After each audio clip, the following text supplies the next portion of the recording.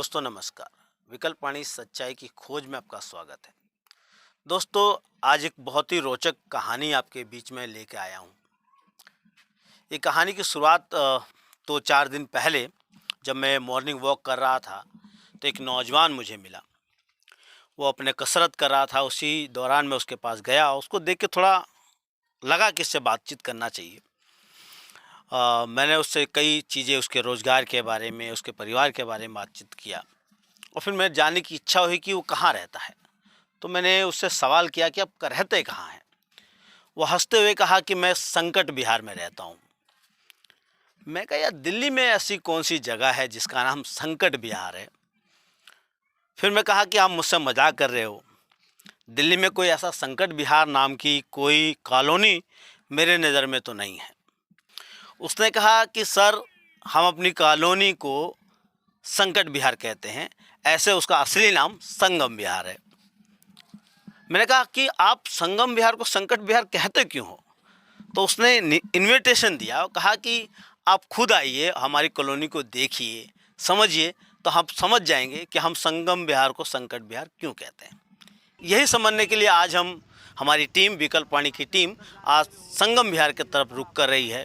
आप हमारे साथ बने रहिए और वहाँ तक पहुँचते हैं और आपको पूरा नज़ारा दिखाते हैं। तो आइए, आप भी चलिए हमारे साथ और संगम बिहार तक पहुँचते हैं, वहाँ का दर्शन करते हैं और समझने की कोशिश करते हैं। आइए हमारे साथ चलिए।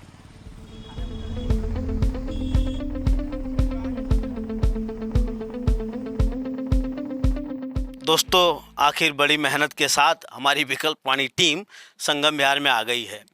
ये यहाँ जो जगह है ये आखिरी है घर। इसके बाद संगम बिहार का ये जो इलाका है, यहाँ अरावली का ये जंगल है। इसके बाद हरियाणा शुरू हो जाता है और मेरे दूसरी तरफ पूरा संगम बिहार है। खैर, हम यहाँ पहुँच गए हैं, बड़ी मेहनत करते हुए हमारी टीम पहुँच गई है। अब हम यहाँ के निवासियों से बातचीत करेंगे, उनसे जानने की कोशिश करेंगे कि आखिर वो क्यों संगम बिहार को संकट बिहार कहते हैं। विकल्पवाणी सच्चाई की खोज। संकट बिहार इसलिए कहते हैं क्योंकि यहाँ पानी निकलने का कहीं से कुछ रूट डाइवर्सन दिया नहीं गया है। और हमारी गलियाँ देखो आप, यहाँ सारी गली बन गई है हमारी गली को छोड़ के। और यहाँ नाली की समस्या है, नालियों का पानी रास्तों में बहता है। 15 दिन में, महीने भर में पानी आते हैं, कीड़े तो फलेगा ही फलेगा, उसमें कीड़े फल जाते हैं। पानी का इशू भी है, लाइट भी ज़्यादातर मोस्टली जाती रहती है। ठीक है, आपके जो क्या कहते हैं उसको, स्कूल्स भी प्राइवेट हैं तो उसमें भी कोई दूर दूर हैं बहुत ज़्यादा। ठीक है, उसमें बच्चों का भी बेस, यहाँ एक्चुअली बच्चों का बेस नहीं है, सबसे बड़ी बात ये है। और जो एजुकेशन के नाम पे प्राइवेट स्कूल खोल रखे हैं तो पैसे ही छाप रहे हैं, कोई वो तो है नहीं कि पढ़ाई हो। और आने जाने का रास्ता बहुत जाम लगता है यहाँ पर, इसलिए बंदे संकट बिहार कहते हैं इसको। नाली कभी नहीं साफ होती है। नाली में अगर कभी निकाल के भी कूड़ा चला जाते हैं तो गाड़ी नहीं आती है उठाने के लिए, उसमें कीड़ा मकोड़ा पड़ जाते हैं।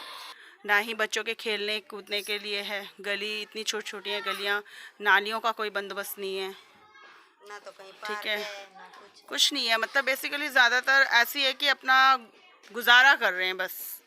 हमें भी यही लगता है, नालियों की कोई सफाई नहीं, रोडों की कोई सफाई नहीं, बेचारी गाय घूम रही है, इनके लिए कोई गौशाला नहीं है, कोई है, कोई किसी चीज़ की तरक्की है इसमें? मुझे तो नहीं लगता किस चीज़ की तरक्की है। वो आप देख ही रहे हो, गलियों का हाल और सड़कों का हाल। बाकी यहाँ पे कितनी समस्या, आने जाने वालों को इतनी प्रॉब्लम होती है।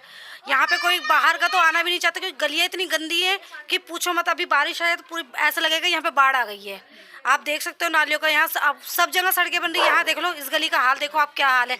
पानी के आप देख ही रहे हो, पानी का महीने महीने भर आते हैं। अब मच्छर के लिए बोलते हैं कि मच्छर मत पैदा होने दो। भाई कैसे पैदा होने, जब 1 महीने में यहाँ पानी आएगा तो मच्छर तो ऑलरेडी पैदा होगा ना।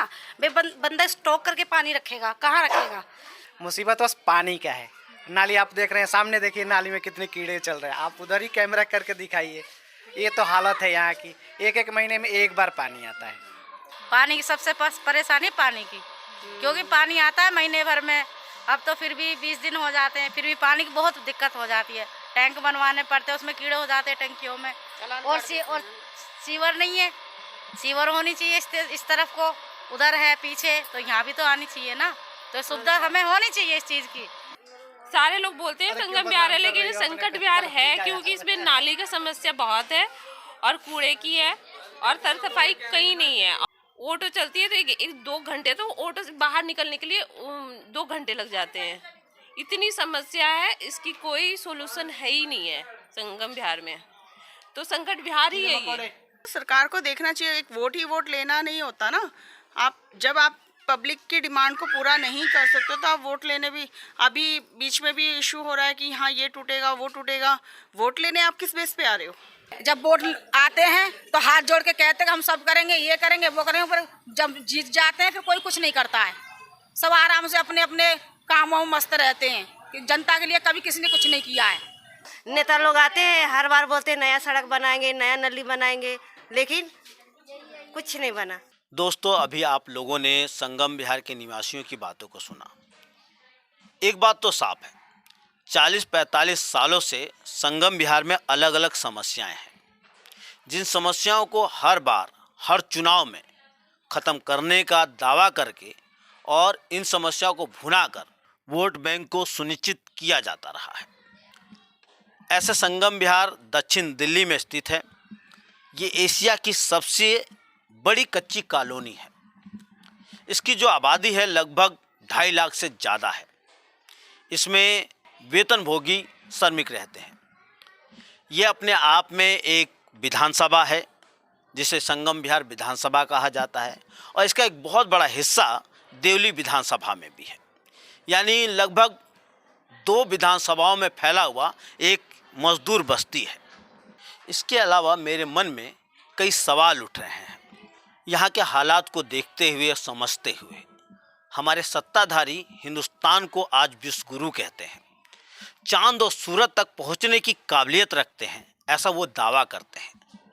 तो क्या दिल्ली शहर को सुंदर बनाने वाले और सुंदर बनाए रखने के लिए दिन रात काम करने वाले इन मजदूरों के लिए इंसान जीने लायक सुविधा दिलाना इतना नामुमकिन है? हमारा देश साइंस और टेक्नोलॉजी में बहुत तेज़ी से विकसित हो रहा है, ऐसा दावा भी हमारे हुक्मरान करते हैं। इस विज्ञान और टेक्नोलॉजी को पैदा करने वाले और इसका इस्तेमाल करके देश को विकसित करने वाले इन श्रमिकों को इंसान लायक ज़िंदगी दिलाना हमारे हुक्मरानों के लिए इतना नामुमकिन है? क्या पीने योग्य पानी, सीवर लाइन, स्कूल और अस्पताल देना और नालियों की साफ सफाई करना चांद और सूरज तक पहुंचने से भी ज़्यादा मुश्किल है? या यूं कहें, हमारे हुक्मरान हमारे देशवासियों को ये देना ही नहीं चाहते हैं? इस बारे में आप क्या सोचते हैं, आप क्या समझते हैं? कमेंट कीजिए और देखते रहिए विकल्प वाणी, सच्चाई की खोज।